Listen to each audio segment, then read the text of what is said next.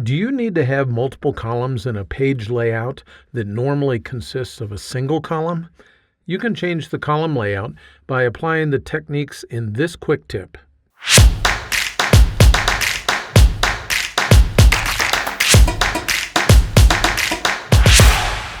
For some document layouts, columns can be used to present your information clearly and concisely.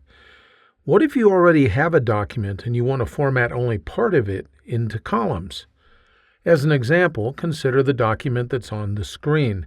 Let's assume that you want to make these paragraphs be 3 columns instead of just a single column like you see the rest of the document.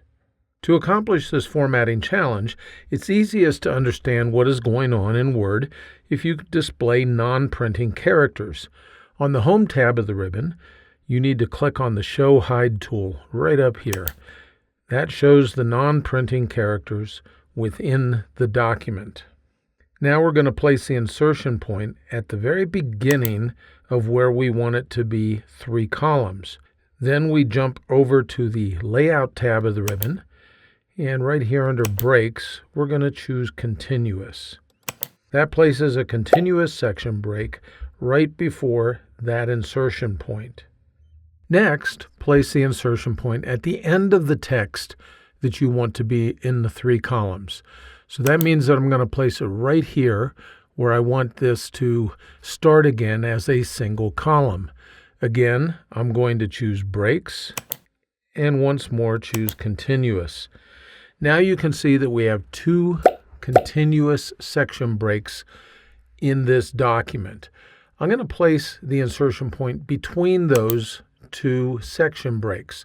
It doesn't matter where I place it in there. The important thing is that it's in between those continuous breaks. Now I'm going to go ahead and click on the Columns tool right here and say that I want to have 3 columns. That's all I have to do. You'll notice that those 3 paragraphs are now in 3 columns within this document. And the text before that section break is still 1 column, and the text after that section break is still 1 column. What we've done is we've placed 3 columns in the middle of a single column layout in the document. I hope you found this quick tip helpful.